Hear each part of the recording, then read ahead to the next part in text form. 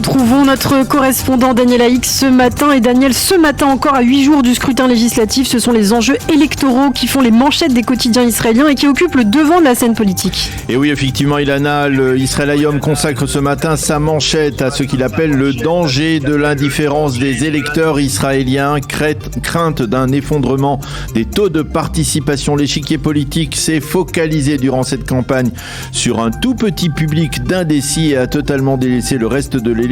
Selon le quotidien gratuit, le désintérêt du public risque d'être fatal à certaines formations politiques israéliennes. Et pour illustrer ce sentiment de malaise, le Israël Hayom publie une photo de 6 électeurs israéliens, particulièrement âgés, des seniors, qui expliquent que dans le passé, les idéaux avaient un poids dans le vote, alors qu'aujourd'hui, chaque parti se préoccupe uniquement du nombre de mandats qu'il va obtenir. Le Yediot Aharonot, lui, explique en première page que Lapid et Netanyahou se focalisent plus spécifiquement sur les voix des dizaines de milliers d'olim ukrainiens et russes qui sont montés en Israël depuis le début de la guerre et qui voteront pour la première fois cette année.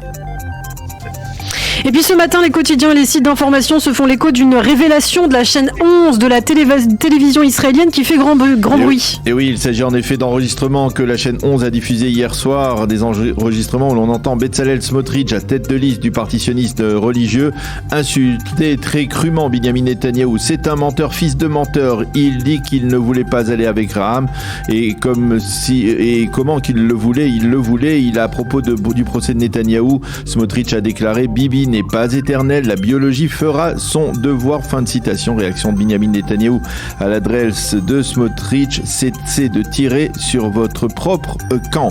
Et en réaction de Smotrich à ses propres déclarations: j'ai parlé ce soir avec mon ami et mon allié Netanyahou, personne ne pourra semer la discorde entre nous, a déclaré Smotrich. Quant à Mansour Abbas, le leader du parti Raham, il a lancé: je vous ai toujours dit que le Likoud nous avait proposé un véritable accord de coalition. Le Maariv se demande si l'on n'assiste pas là à une fracture au sein du camp de la droite, jusque-là assez uni. Enfin, le site N12 nous livre la réaction d'Itamar Ben-Gvir aux invectives de son collègue Smotrich. Ce n'est pas vraiment très classe de s'exprimer ainsi, a déclaré Itamar Ben-Gvir. Bref, tout cela n'est pas vraiment à l'honneur de Smotrich et de l'ensemble de la classe politique. Et s'il devait y avoir un fort taux d'abstention mardi prochain, eh bien on pourrait certainement comprendre pourquoi.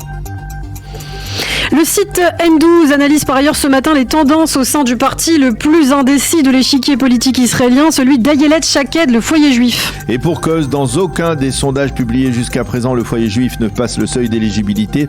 Et même si, comme l'indique le site N12, mais aussi le Yediot Aharonot, Ayelet Shaked a l'intention de se maintenir jusqu'au bout dans la course électorale, eh bien certains responsables du parti hésitent. Selon Amit Segal, le plus célèbre des analystes politiques israéliens, ce sont les prochains sondages qui détermineront le sort du foyer juif. Soit ces sondages indiquent une tendance à la hausse assez nette et Shaked se maintiendra, soit au contraire les sondages seront à la baisse et Shaked pourrait alors se retirer.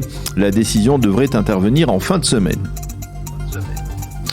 Alors on s'intéresse ce matin aussi à ce qu'écrivent les éditorialistes autour de ces tensions électorales grandissantes, Daniel. Dans le Yediot Aharonot, Nahum Barnea a choisi ce matin de se pencher sur ce qu'il appelle le phénomène Lapid. Il a décidé de contempler cette campagne électorale d'en haut de son fauteuil de Premier ministre, alors que tous les autres acteurs politiques se démènent et transpirent à la recherche de mandats. Lapid, lui, a choisi d'être l'adulte responsable de cette campagne électorale. Mais estime Barnea, si cette approche a effectivement renforcé le parti Yesh Atid dans les sondages, cela n'a pas obligatoirement renforcé le bloc des anti-Bibi et ce bloc est actuellement en plein effritement. Selon Barnea, Lapid comprend que ces élections ne sont pas un objectif en soi, mais uniquement un instrument, un moyen pour le conduire vers son objectif majeur, à savoir faire en sorte que, face au bloc de droite et orthodoxe, eh bien, il ne reste qu'une seule et unique formation, la sienne, à savoir Yesh Atid. Même son de cloche d'Enat Schiff dans le Yediot Aharonot, elle écrit qu'alors que le camp Netanyahou propose des révolutions comme celle dans le monde de la justice, le bloc Lapid, lui, joue aux conservateurs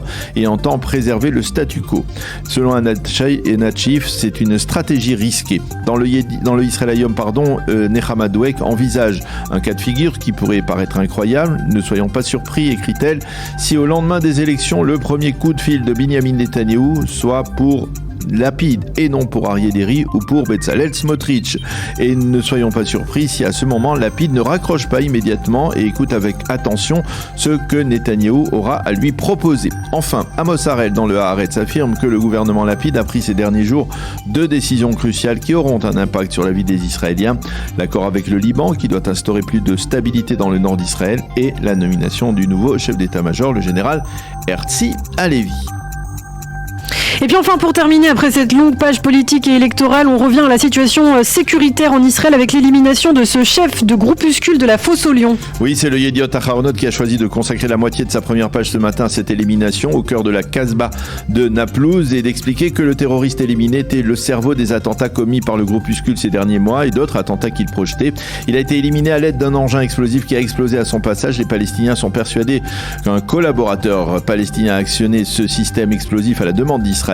Yossi Yoshua écrit ce matin dans son commentaire toujours en une du Yediot Aharonot: on peut être tenté aussi d'applaudir après une élimination aussi clean, mais de facto le terroriste n'était qu'un activiste du petit groupuscule. L'objectif des forces israéliennes est désormais de mettre la main sur le terroriste lui aussi de la Fosse des Lions qui a tué le sergent Ido Barour il y a de cela 2 semaines et de lui régler son compte. Le Israël Hayom va dans ce sens et titre en bas de sa première page: l'élimination à Naplouse, un bon point mais tout de même insuffisant.